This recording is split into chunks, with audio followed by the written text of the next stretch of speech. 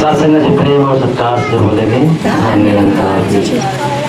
सत्संग जी जैसा कि आदेश हुआ है कि जो भी हमारे विचार और वचन हो अधिकतर हृदय वाणी और अवतार वाणी से।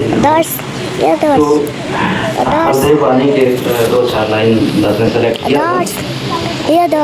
उसमें लिखा है ब्राह्मण क्षत्रिय वैश्य हरिजन तेरी कोई जात नहीं, तू आत्मा है शुद्ध स्वरूप है, तुझे ये बंदे ज्ञात नहीं। अब है कि कहिला सत्संग ये किसे बोल रहे हैं बाबा, हमारे हरदेव बाबा जी? ये हम सभी मानव को ज्ञात नहीं है, इंसान होते हुए आज इस दुनिया में या हमारे देश में इतनी अराजकता फैल रही है, इतनी भेदभाव है, ऊंच नीच है, छुआछूत अभी भी है। तो उसके नीचे यही भ्रम है हमारा कि हम एक इंसान होते हुए जो हमें ज्ञात नहीं है, मानते हैं कि हम सबसे ऊंचे कुल के हैं और एक जो है वो सबसे नीचे है, जबकि सभी के जन्म लेने के, खान पान के सारे सिस्टम एक ही प्रकृति ने बना के दिया। और इसी चीज़ को हमारे अभी 14 अप्रैल को एक बहुत ही महान महापुरुष हमारे देश में जन्मे, जिन्हें सबसे नीच जाति का माना जाता था, डॉक्टर बाबा साहब भीमराव अम्बेडकर, जिन्होंने हमारे देश का संविधान लिखा और उसी के अनुसार हम सभी एकत्रित हो पाते हैं। और यहाँ अगर देन है तो उसी कारण से उसी संविधान के अंदर हमारा मिशन भी रजिस्टर्ड है, जिनकी 14 अप्रैल को जन्मदिन भी पूरे देश में मनाई जाती है, पूरी दुनिया में मनाई जाती है। तो उसी मिशन के, उन्हीं के मिशन को आगे बढ़ाते हुए हमारा मिशन भी बहुत अच्छे तरीके से काम करता है। और अगला उसी चीज को बाबा जी दिखाएंगे कि ऊंचे कुल का नहीं है चाहे, पढ़ा लिखा विद्वान नहीं, नम्रता है जिसमें उससे बड़ा कोई इंसान नहीं। शासन जी हमारे अंदर घमंड हो जाता है कि हम बहुत ऊंचे कुल के हैं, कितने भी पढ़ लें, कोई भी कोर्स कर लें, अगर हमारे अंदर नम्रता नहीं है तो वो पढ़ाई किसी काम का नहीं है, क्योंकि वो मानवता से बाहर हो जाता है। हम मानव को नहीं पहचान पाते यदि नम्रता नहीं है, प्रकृति की रक्षा नहीं कर पाते हैं। क्योंकि हमारा मिशन यही सिखाता है कि इस धरती पर जो भी जीव जंतु हैं, चाहे सिर्फ इंसान ही नहीं, जानवरों की रक्षा, प्रकृति में जैसे नदियों की सफाई की जाती है हमारे मिशन द्वारा, हम लोगों के द्वारा पेड़ पौधे लगाए जाते हैं। बाबा जी ने खुद या माता जी अभी उन्होंने खुद लगा के दिखाया। तो हम मिशन के लोग निरंकारी मिशन के द्वारा करके दिखाते हैं कि हम पूरे प्रकृति की रक्षा करते हैं। और हमारे देश का इतिहास भी यही रहा है कि पूरे प्रकृति की रक्षा करें।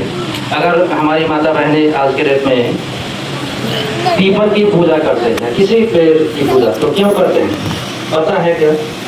सिर्फ पूजा करते हैं, पता नहीं।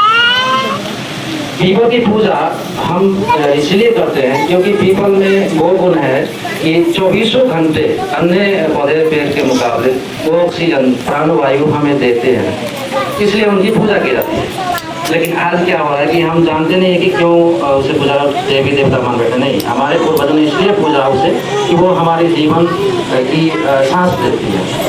तो शासन किसी भी चीज़ को विज्ञानवादी तरीके से हमारा मिशन सिखाता है कि अध्यात्म भी अगर है तो विज्ञान के तौर पर हम इसे देखें, और विज्ञान है तो उसमें अध्यात्म होना जरूरी है। बाबा जी ने कहा बहुत पहले।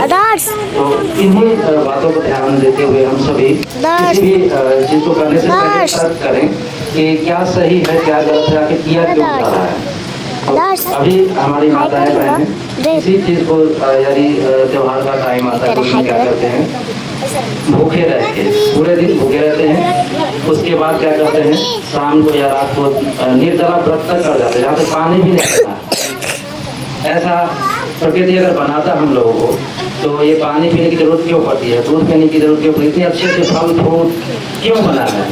अगर ऐसा सिस्टम होता, किसी ने बना दिया, हमने मान लिया, तर्क नहीं किया, और वहीं से शुरू हो जाती है हमारी बर्बादी। इतनी बीमारियां, इतनी बहुत सारी बातें जो हो रही, हमारी कठिनाइयाँ बढ़ रही है, सबके पीछे है कि हम सोचते नहीं, सिर्फ मानते चले जाते हैं।